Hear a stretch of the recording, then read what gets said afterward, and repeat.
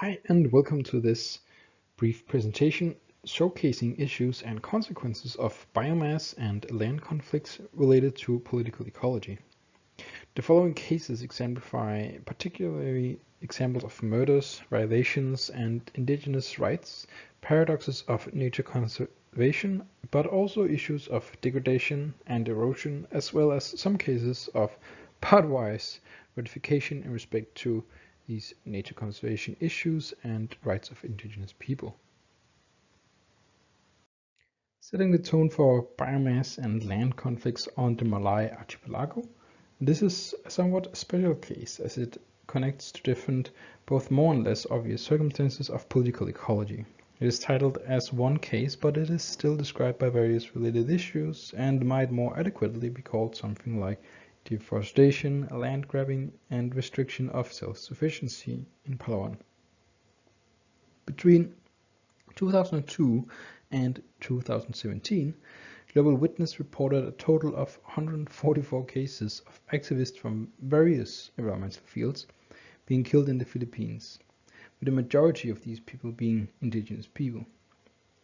Concerning this case, the primary issue is illegal deforestation by locals and the unfortunate consequence of 2 forest protection officers being killed in 2017, whereafter governmental authorities considered implementing militarization of conservation. Land grabbing and deals across the Philippines also rose in the last decade, converting it into large crops areas mainly intended for export and also limiting land available for indigenous people.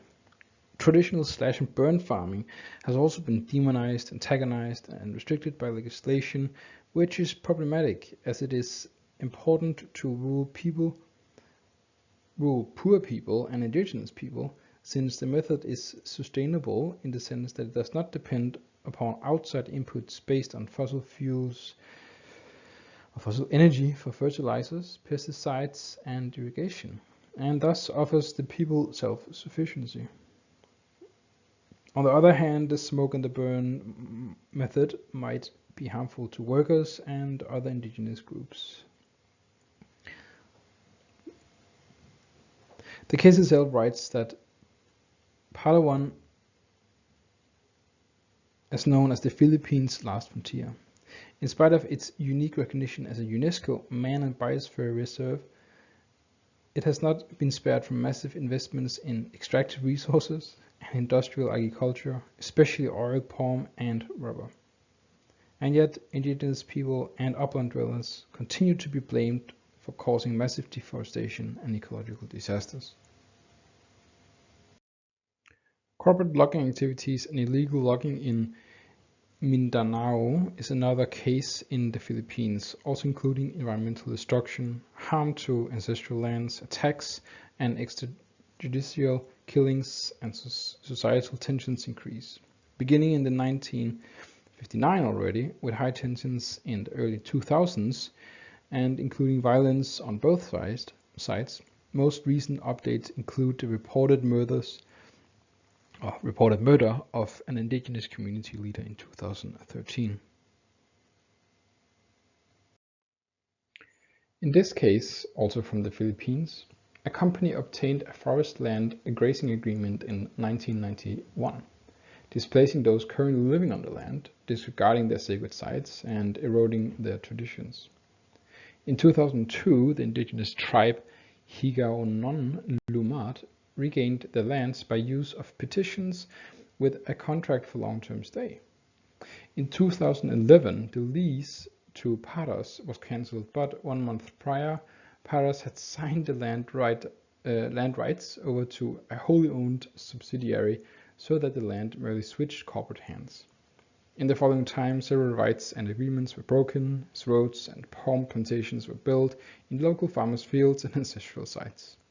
A multitude of issues follows: harassment, maltreatment, violence, shooting, unprovoked jailing, burning of houses, diseases, damage, and damage to crops, etc., etc. This is a paradoxical cult of the wilderness related case in Indonesia, with a nature conservation project aiming to halt the degradation and deforestation of the biodiversity rich but threatened lowland rainforest in Jambi and South Sumatra.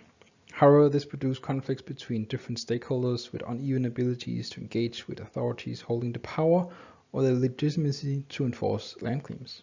This includes indigenous groups and smallholders established in the area prior to the decision of the conservation project.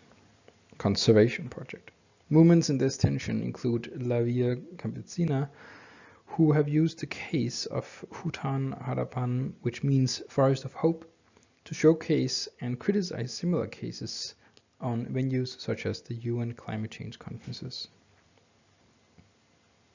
In some circumstances, nature conservation projects leave little hope for the locals and indigenous caught in between. Another Indonesia case is one of palm plantation managed by the world's biggest palm oil trader worldwide, Wilmar, who for years violated the rights of indigenous people, which was supported by a 2017 ruling, however, by the RSPO, Round Table on Sustainable Palm Oil. The ruling requires Wilmar to take steps to respect the land rights of the indigenous people.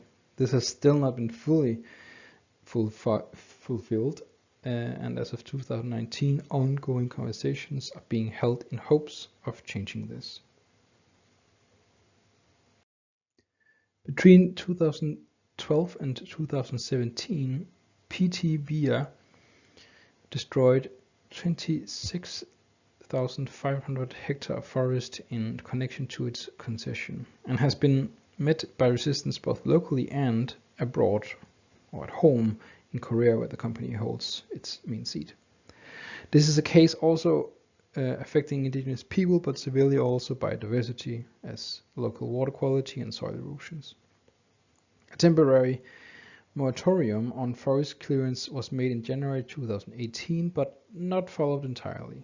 Recently, however, POSCO, internationally the main holder of PT Via and Korea's largest trading company, has published a long-awaited zero deforestation policy for its global palm oil operations.